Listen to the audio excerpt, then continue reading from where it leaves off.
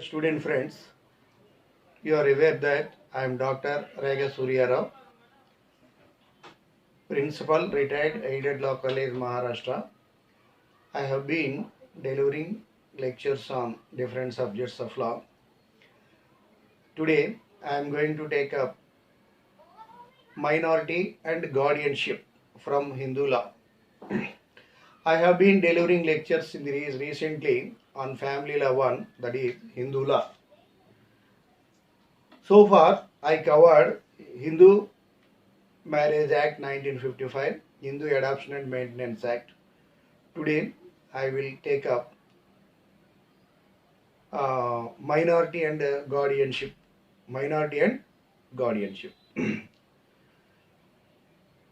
The law relating to minority and guardianship is governed by the Hindu Minority and Guardianships Act 1956. Before going to take up this, I want to take up the significance and importance of minor and guardian. The expressions minor and guardian are causally connected. In so many subjects, you come across the term minor. The position of minor in different subjects, Transfer of Property Act, Contract Act, company law, banking law. In so many subjects, you come across the legal status of minor, including law of torts. So, it is very necessary to know something in detail, something in brief about who is minor, who is a guardian. So far as the Hindu law is concerned, I have discussed in detail Hindu Marriage Act 1955. In that Hindu Marriage Act 1955, I discussed in detail about in previous lectures what is marriage, nature of marriage, importance of marriage, objects of marriage, conditions of marriage under Section 5, the nature of marriage, whether marriage is a contract or whether marriage is sacrament and sacrosanct or civil contract or both, followed by matrimonial remedies, restitution of conjugal rights, judicial separation, nullity of marriage, annulment of marriage, dissolution of marriage by divorce, divorce by mutual consent, various aspects I have discussed in detail. After the Hindu Marriage Act, I started Hindu Adoption and Maintenance Act. Under this act, there are two concepts. One is maintenance, maintenance of wife, children. Maintenance of wife under Hindu Marriage Act, Hindu Adoption and Maintenance Act, Section 125 CRPC, maintenance of wife, children and aged parents. These aspects I have covered. And this topic today, I wish to take up the Hindu Minority and Guardianship Act 1956. This act is a personal law. It's not a territorial law. It applies to Hindus only. Under the Hindu Minority and Guardianship Act, we discuss about two concepts. One is minority and other is guardian. One is minor and other is guardian. The term minor is very important in almost all subjects of the of LLB, all subjects prescribed for LLB. Now, first of all, we should know who is minor, who is guardian. Minor and guardian are causally connected. Section 11 and 12 of Indian Contract Act enunciate that a parties to contract must be legally competent. According to Section 11 of the Indian Contract Act, a minor cannot contract. According to Section 12 of the Indian Contract Act 1872, an insane person, a man of unsound mind, cannot enter into contract. In other words, according to Section 11 and 12, one who wants to enter into a contract must be a major, that means must not be a minor. Secondly, he must be of sound mind, sane. In other words, he should not be of unsound mind or insane. Thirdly, he must not be disqualified by law to contract. Means the person who wants to enter into contract must be legally qualified to enter into contract. Provided these conditions are satisfied, that person is competent to contract. So, however, there are some instances minor enters into contract, minor enters into transactions, and so many things. So, a minor, basically speaking, a minor cannot enter into a contract, but a minor can enter into contract through his next friend. That next friend is guardian. That next friend is guardian. Now, who is minor? There are three legislations that define minor. The Indian, according to Section 3 of the Indian Majority Act, according to Section 3 of the Indian Majority Act, a minor is a person who has not completed the age of 18 years. Means all persons, boy or girl, below the age of 18 years is a minor. In case a guardian is appointed to look after his person and property, the minority extends to 21 years. Suppose there is to person means for personal security of the child, boy or girl. Property, suppose the minor has properties, immovable properties and other things. To look after, but to look after his person or property means if a guardian is appointed to look after the person and property, the personal security as well as the security of the property, if a guardian is appointed, the minority extends to 21 years. Means by entering to 19 years, he will become major. If guardian is there, after on entering 22nd year only, he will become a major. Then only he can independently enter into contract. Till then, till he attains the age of majority, a minor cannot enter into contract. During minority, whether it is 18 years or 21 years, he can enter into contract through the next friend, that is guardian. This is about minor. Section 3, the Indian Majority Act defines who is a minor. Next one is the Guardians and Wards Act 1890. One more legislation that defines is according to see this speaks about guardian. Suppose till 18 years a minor is there, but according to under order 32 of the Code of Civil Procedure 1908, the court may appoint a person as guardian to some minor for some specific purposes. All the details we are going to discuss.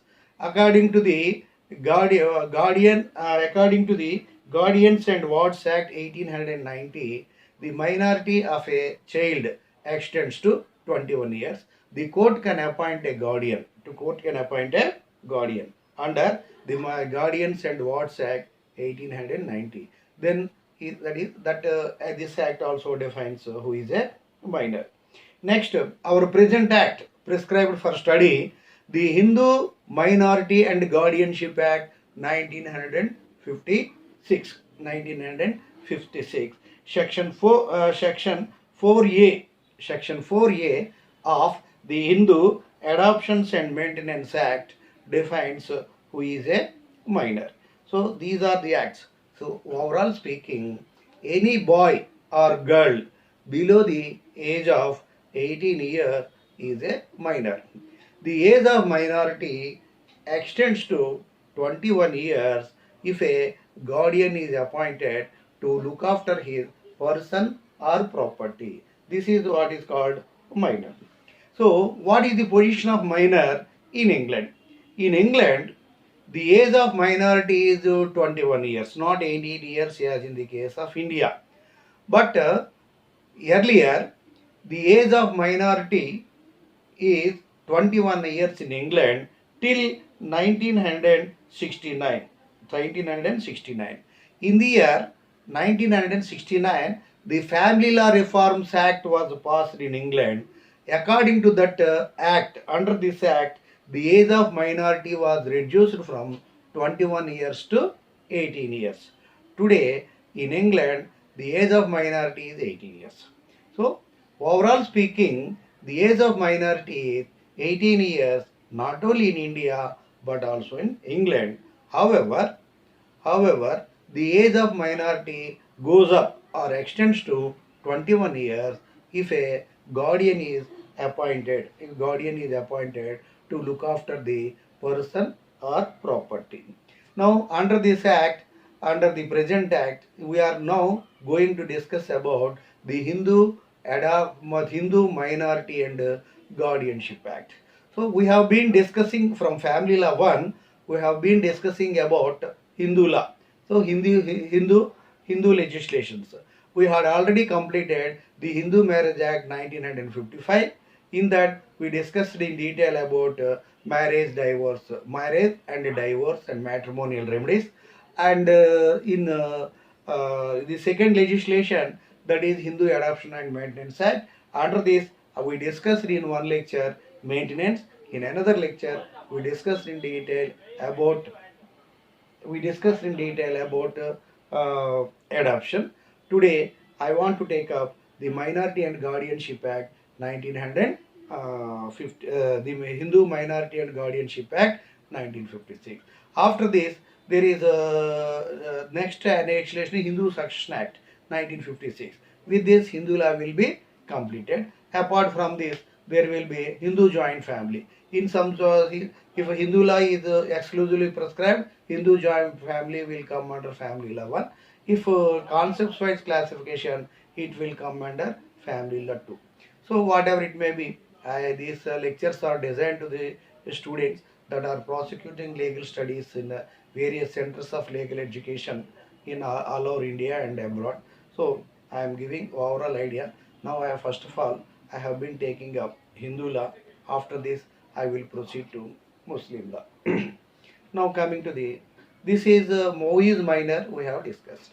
Now the minor, a contract entered into with minor is why in most of the subject the concept of minority is discussed specifically because the minority has some special significance,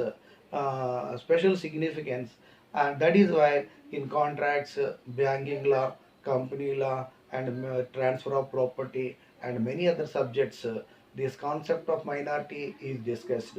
That is why, dear friends, you please keep in mind that who is minor. The minor, the contract entered into with minor is void ab initio in Privy Council, which was the apex court before the establishment of Supreme Court. There was one apex court that is called Privy Council, located at London. It was trying all Indian cases, appeals from the High Court of Madras, High Court of Bombay and High Court of Calcutta. We did not have any apex court, that is Supreme Court of India.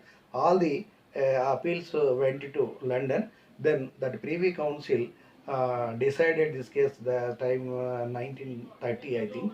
And a contract entered into with minor is void. That means if anybody enters into a contract with minor is entitled to all rights and benefits, but minor is not entitled to any. Minor has no any liability or obligation under the contract. So minor enjoys all the fruits, but he is no way answerable to any liability. There are so many issues are there which I discussed in detail in in contracts, the minority capacity to contract chapter. I discussed in detail about the significance and importance of minor's contract.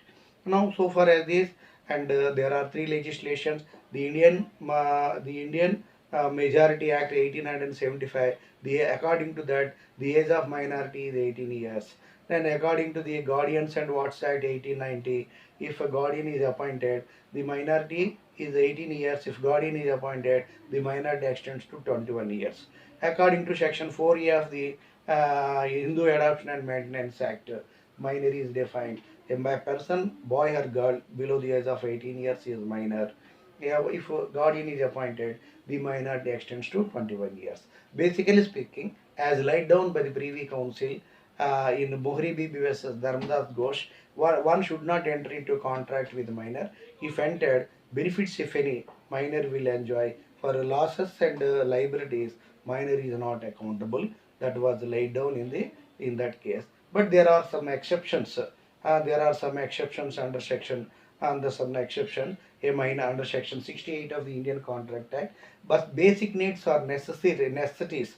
The minor cannot avoid the liability. He is liable. Basic needs and necessities in the sense food, clothing, shelter, education expenses, medical expenses, and funeral expenses of his near or dear, and all these things. The necessities, he cannot deny the liability. Now, so far we have discussed about who is minor. Now we should discuss about guardian. Who is guardian? Who is guardian? So there is no use of any guardian, but he is not connected with the minor. He is not connected with the minor. A guardian is one who takes care of the takes care of person, property, and welfare of a minor child is called guardian. His guardian may be a natural mother, natural father, near, dear, or any other person appointed by the court. So the guardian, if a minor cannot enter into contract, but he can enter into contract to next friend. That next friend is guardian. Guardian means a custodian of the minor, a custodian of the minor, caretaker of the minor. So guardian is one who takes care of person, property, and welfare of the minor child. That person is called guardian. Section 4, Clause B of the Hindu Adoption and Maintenance Act. Hindu Adoption and Maintenance Act defines who is a guardian. Now, Section 4 of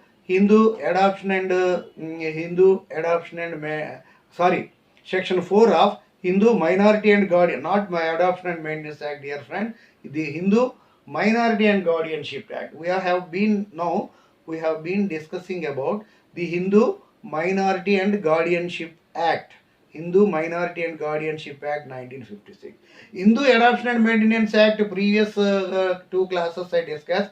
In one class I discussed in detail about maintenance. In another class I discussed in detail about adoption. Hindu Adoption and Maintenance Acts was already discussed in previous classes. In this class, the Hindu Minority and Guardianship Act is being discussed. Under this act, two concepts are discussed. One is minor and other is guardian. So minor, so far as minor is concerned, we have explained in detail about who is minor in different legislations. Now we should take up guardian. A guardian, what is the meaning of guardian? Guardian is a person who takes care of the person, property, and welfare of the minor child, boy or girl. That person is called guardian. So according to section 4 of the Hindu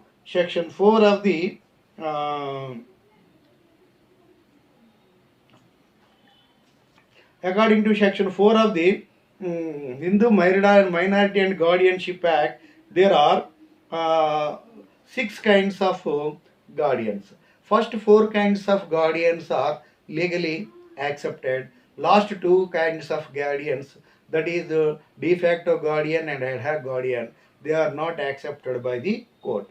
Now, strictly speaking, there are 4 legally accepted categories of guardian according to section 4. One is natural guardian. One is natural guardian. Second one is the testamentary guardian. Third one is guardian appointed by court under the Guardians and Wards Act in 1890, wide section order 32 of the Code of Criminal Procedure 1908. And fourth one is guardian appointed or declared by court. The guardian by court. That is the fourth one. And 2 more is de facto guardian and ad hoc guardian. So the guardians, there are 4 kinds of guardians. There are 4 kinds of guardians. One is natural guardian. One is natural guardian. Section 4, Section 4, Clause C. Section 4, Clause C of the Hindu Minority and Guardianship Act defines natural guardian. Section 4A of the Hindu Minority and Guardianship Act defines minor. Section 4B of the Hindu Minority and Guardianship Act defines guardian. Section 4C of the Hindu Minority and Guardianship Act defines natural guardian. Natural guardian. Who will be the natural guardian of legitimate boy or legitimate girl? Legitimate boy or legitimate minor boy or legitimate minor girl. Means the minor girl or minor boy who is legitimate. Legitimate in the sense born to legally wedded couple. Born to legally wedded. Legitimate child means a child who is born to legally wedded couple. That child is called legitimate child. If the child may be boy or girl below the age of 18 years, the natural guardian is father. Natural guardian is father. In the absence of father, mother will be the natural guardian. First, father is in first row, and next, father is maybe incompetent or deficient or is a neglected father. That father neglects the children and all. Then mother will act as a natural guardian.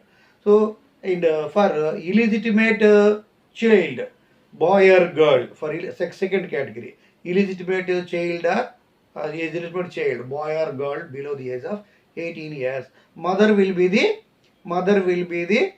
natural guardian in first priority. In the absence of mother due to some reason or other, mother is neglected, mother is neglecting the child welfare and everything, then father. That is the second category. Third category of natural guardian is if the minor girl is married. As per law, minor girl should not marry. To get married under Section 5 of the Hindu Marriage Act, the girl must have completed 18 years of age. But even in this, under the pretext of factum valid, there are so many minor marriages, but the courts are not declaring those minor marriages void. But court is negligible. Court is negligible in this case because the main object of court is to unite the couple, not to not to dissolve the relationship of the couple. So that is why if a minor girl got married, her husband will be her natural guardian. In the suppose the husband dies, then the father will become the guardian of that married woman. Next one is next. So these are these things. So according to Section 6 of the Hindu Minority and Guardianship Act,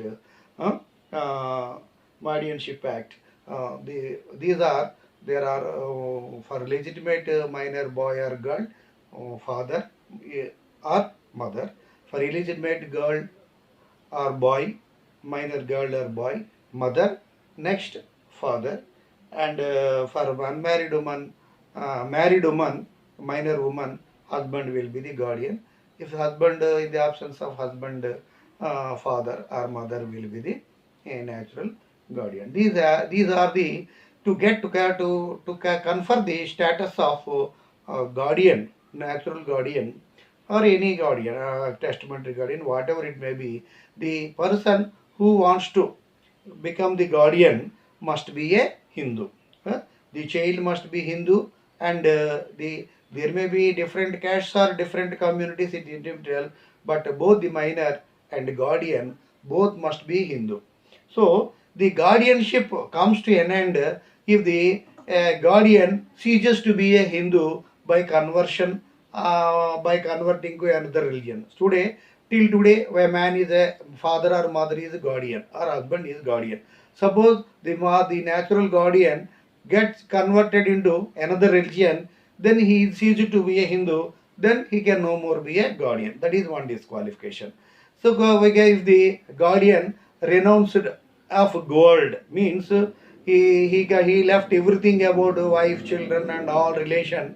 He renounces all relations and becomes a sannyasi. He goes to Himalayas and he goes to sannyasi, and he doesn't have any wife, children and all the relations.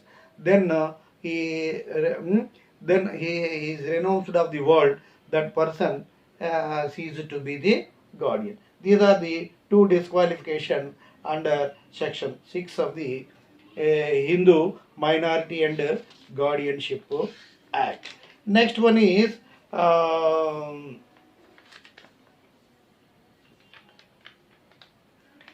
powers of the natural guardian. Powers of the natural guardian.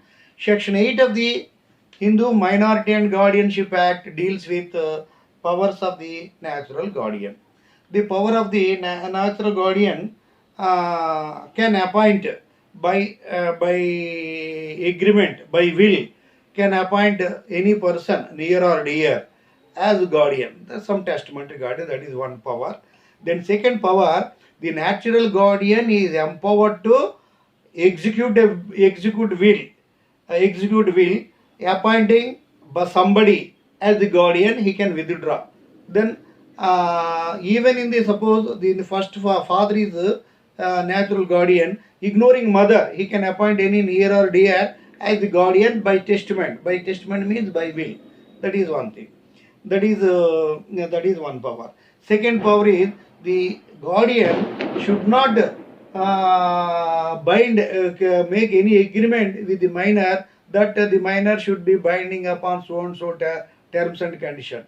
There should not be any covenant or agreement insisting or imposing or binding the minor to strictly adhere to do certain things, or not to do certain things. That is not there. Another thing is, what is the purpose of guardian?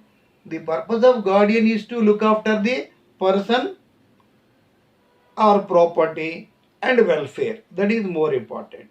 So these the duty of guardian is to look after the person. The guardian should take care of personal security of the minor, boy or girl. Next one is property. Property means immovable property.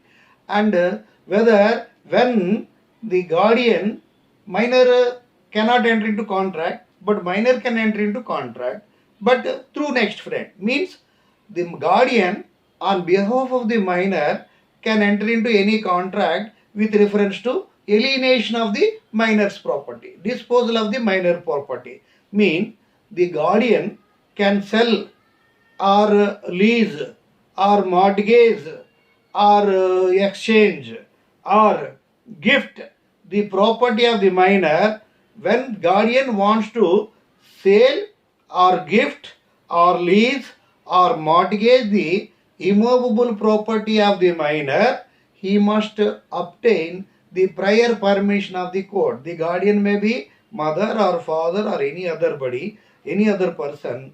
When the property of when the guardian wants to dispose of or alienate, sale, gift, lease or anything, the minor's property, he must obtain the prior permission of the court.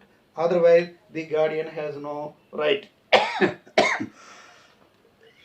With regard to alienation of movable property, the guardian need not take the permission, need not obtain the permission.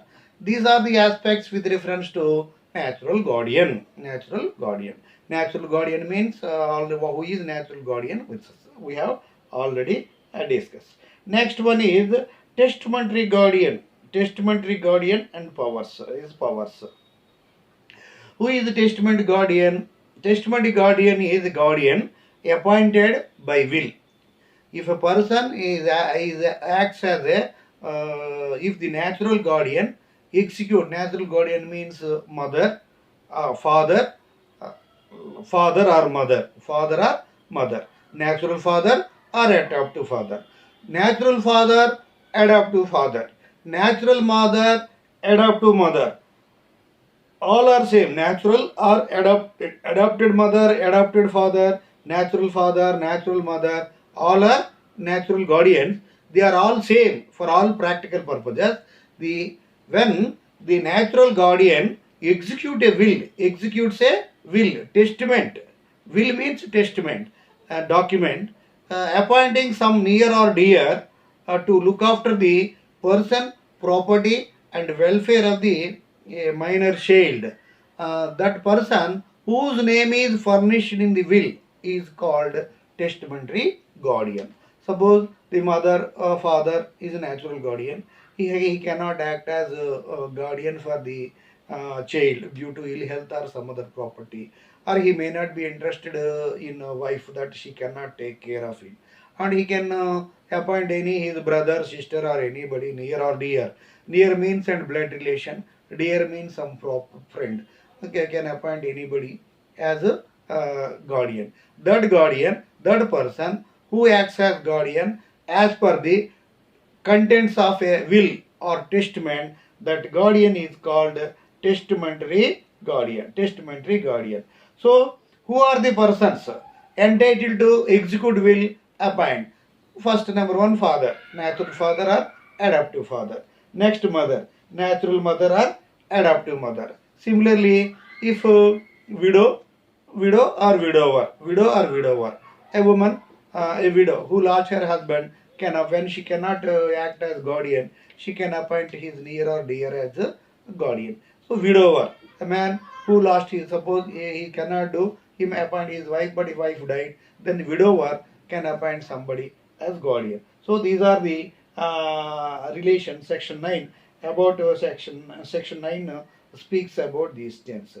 Next, section 10 insists that a guardian, section 11 and 12 of Indian Anti-Contract Act are applicable to everything. Where anybody who wants to transact, who wants to enter into contract, must be a major, must not be a minor. So the guardian must be major. Guardian must not be a minor.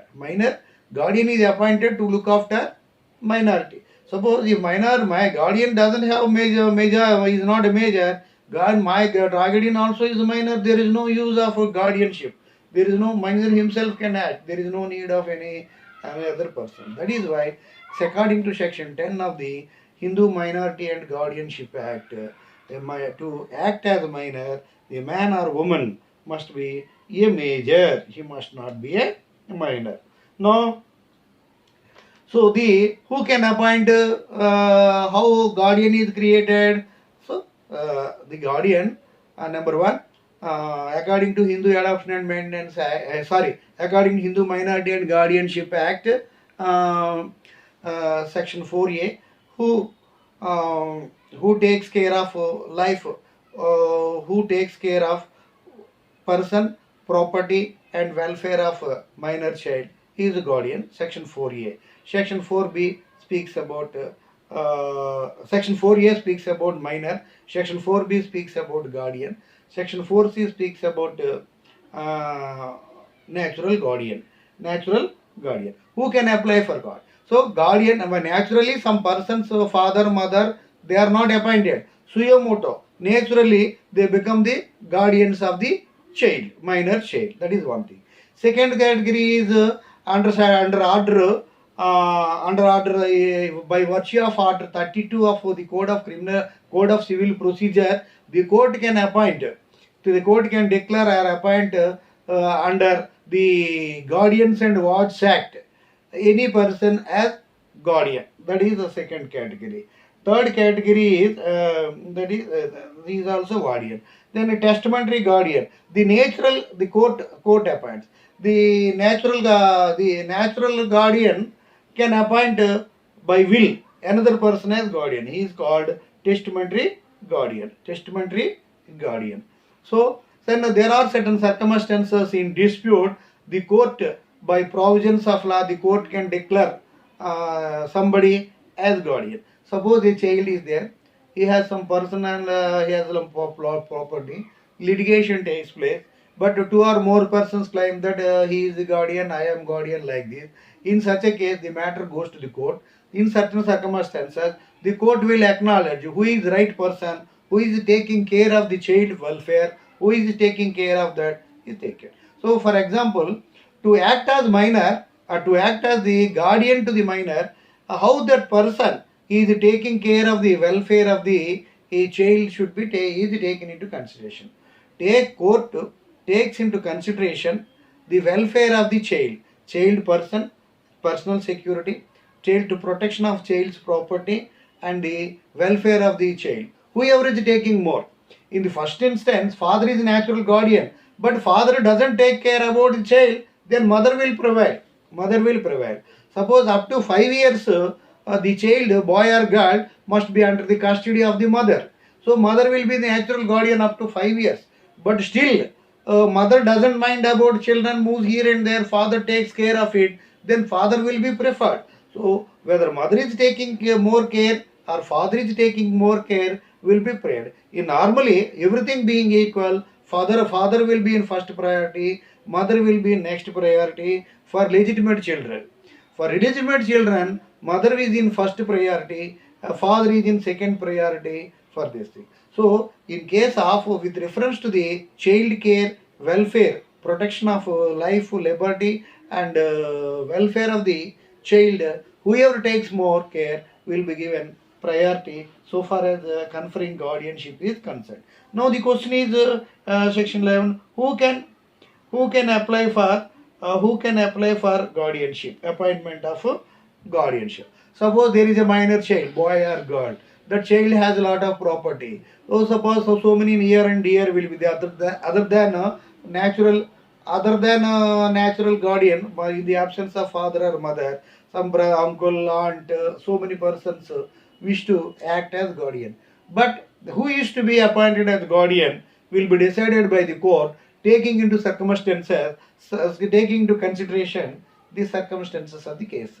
Whether maternal uncle is taking more care about the child, paternal uncle is taking more care about the child, whether aunt is taking, brother is taking, sister is taking, whoever is taking. So all the persons who are interested to act as guardian can apply to the court.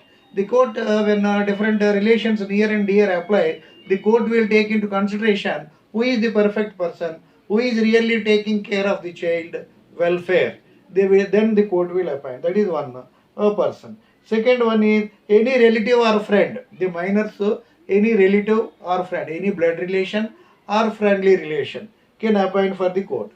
Suppose in the absence of this, the collector, suppose the child, the minor child is residing in particular district. That in which district the child is residing, the district collector can apply to the court for declaring as a guardian, Or suppose in the not resident, but the child's property, a child is residing in district A, child properties are located in district B.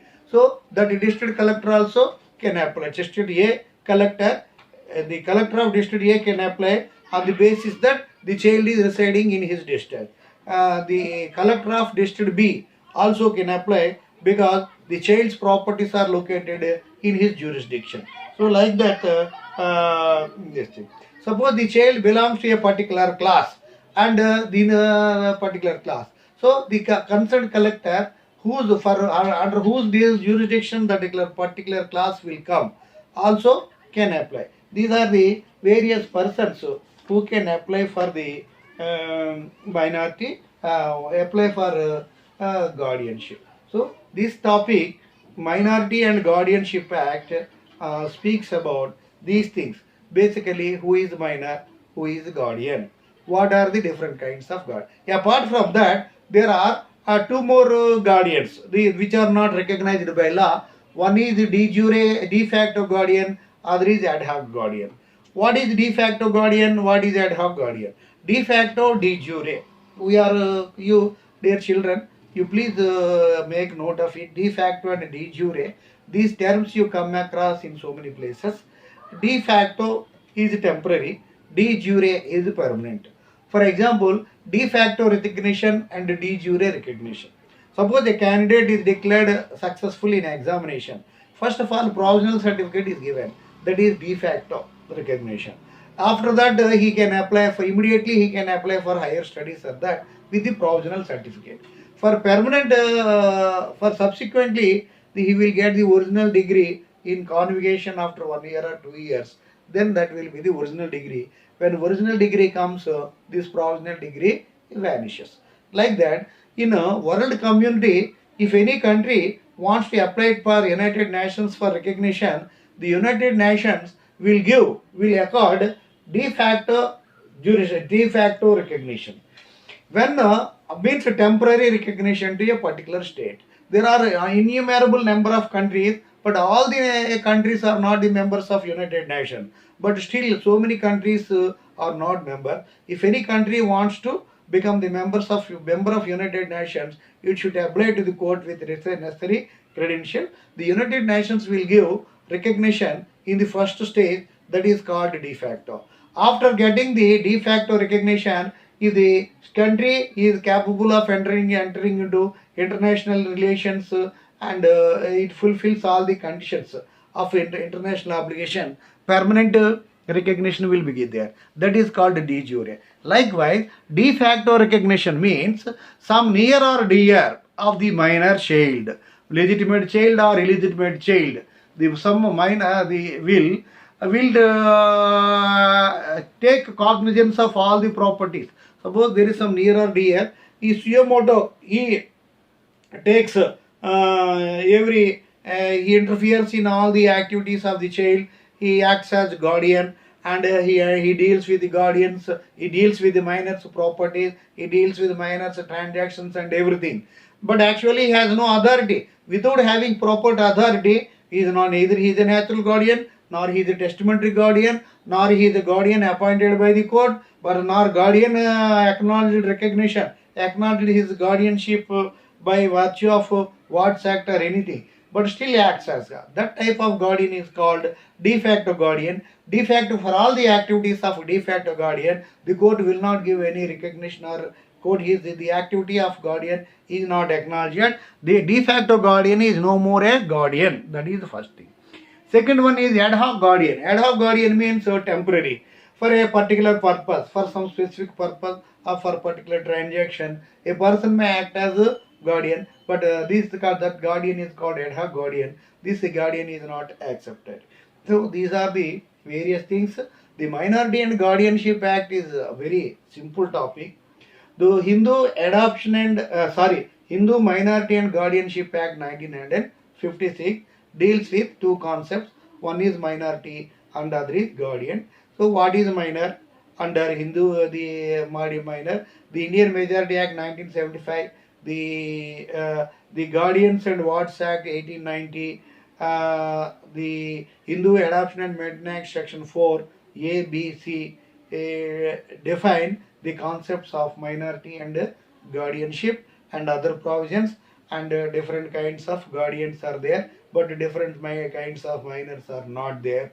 So these topics are important. So this the concept of minority and guardianship has of great significance in private international law.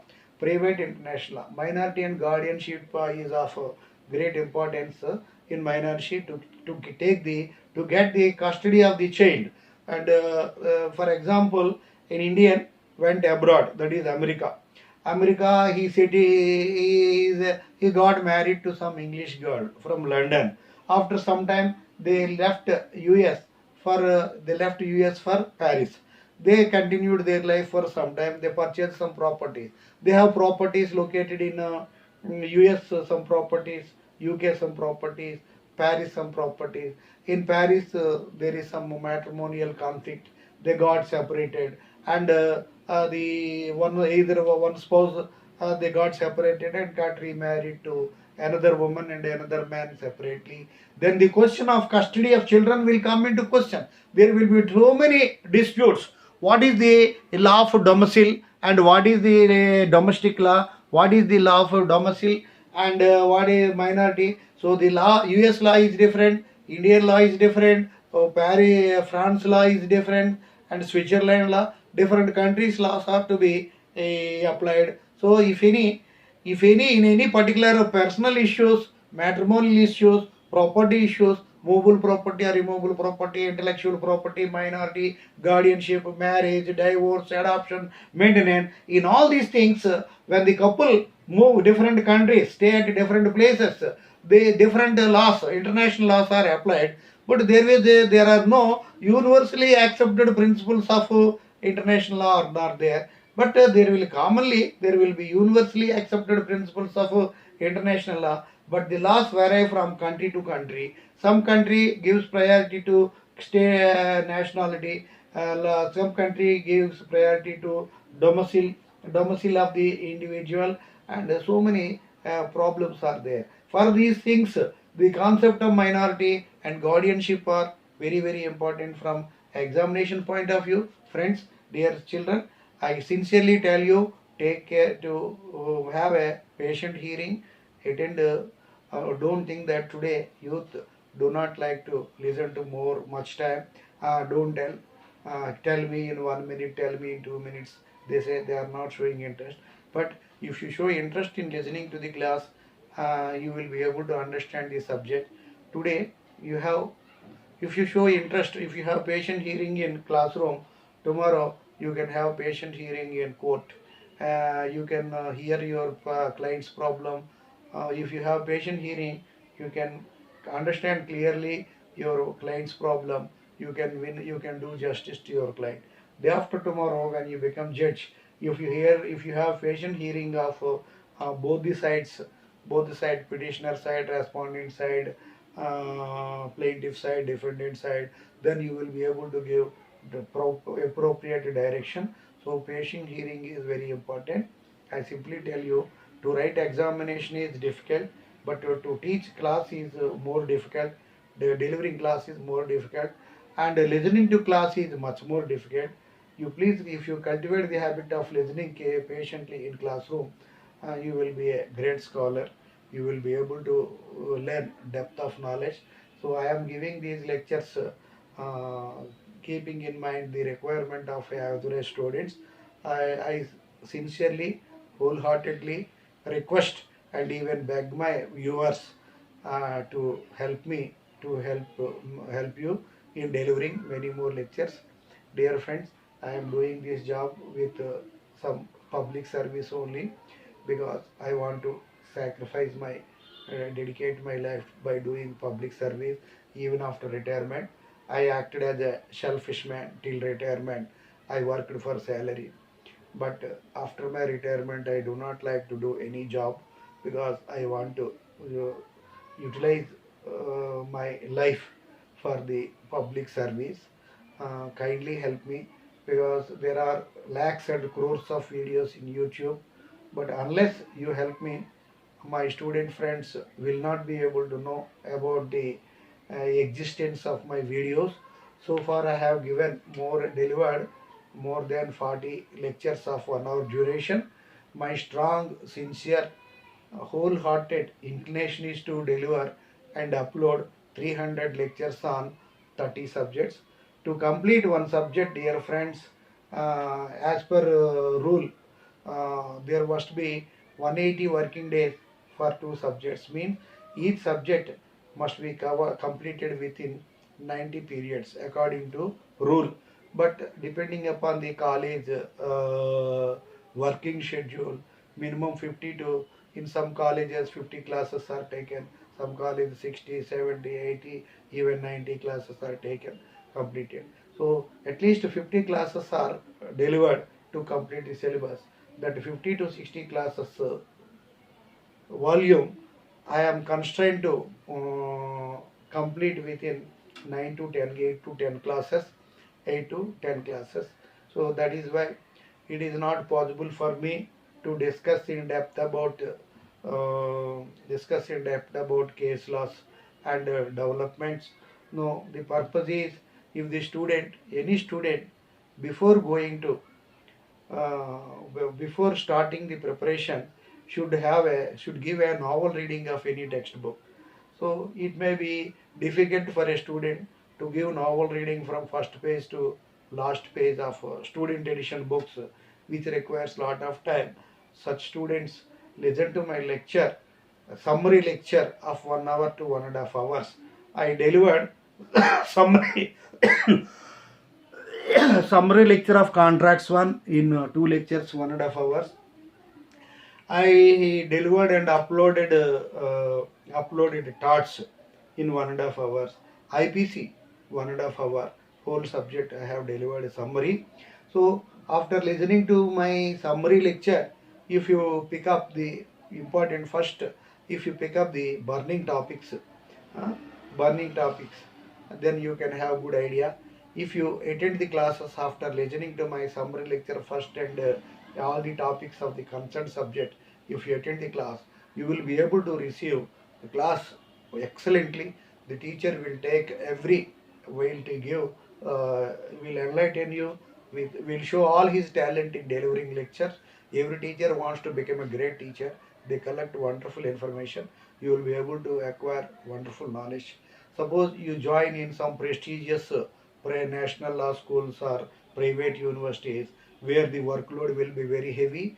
You will be constrained, you will be forced to attend classes regularly. They will discuss with some unfortunate. Say there are some students for with limited knowledge, they join some prestigious law schools, but out of status and out of craze and because they joined in some prestigious schools, but their knowledge they will not be able to meet the standard, because in such schools and private universities there will be very bright students, highly talented students. Some in case some average students join there, they won't be able to receive the standard of the teachers. For such students, if they listen to my lectures first, it will be okay.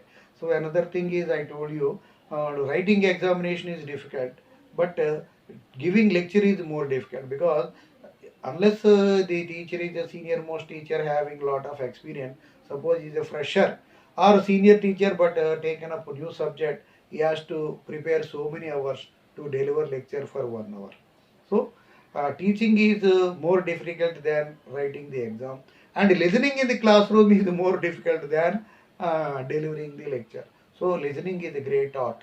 To patient hearing, listening in the classroom is a great art. If you have patient hearing, if you are a good listener, certainly you will become a great scholar. You will be a successful advocate tomorrow and a very successful judge day after tomorrow. I sincerely request you to have patient hearing, work hard, respect our most prestigious law course. Our law course is no way less than any other course. It has been conferred supreme status among all the courses, because there is our law is the people are ruled. Rulers are executive, legislature, judiciary. Judiciary is placed in ruler branch. But so that is why I once again humbly, sincerely, humbly, wholeheartedly request you, dear friend, with folded hands, kindly help me, kindly share, kindly subscribe, kindly give a wide publicity to my students alone will help me. They alone will do this, but nobody, even near dear friends, nobody will help me. But you are my great source of inspiration and invaluable strength. Because of your inspiration, I started writing 1 or 2 books in 1990. I have completed so many law books. My law books are in good circulation. The publishers are very fortunate, very lucky to publish my books. But I am lucky that they have given me a good name. By publishers, I must be grateful to publishers for having given me this name, and they are grateful to me that they are getting good remuneration, good income. So whatever it may be, my object is to help the students by delivering lectures on nearly 30 subjects, 300 lectures. Due to some uploading problem, I would not able to complete even 100 by this time. Anyway, I am sure that I will deliver lectures on almost all the subjects and help the students. Kindly don't think that don't if anybody is there to criticize or comment, let them comment, let them criticize, because I sincerely acknowledge that there are so many great teachers. They can teach very well, much better than me, but according to my knowledge, out of inspiration, out of service motto, I want to deliver lectures. But I claim that I deserve to deliver lectures because I have written books on almost all subjects of law. I taught almost all subjects of law. But of course, I agree, my knowledge is definitely very limited. But nobody should say that I know something. But nobody knows anything. Nobody, the man who says that I know something, he is a big fool. But we don't know anything. We are very small. It is very difficult to know in depth about one subject. And so, the knowledge is a washer.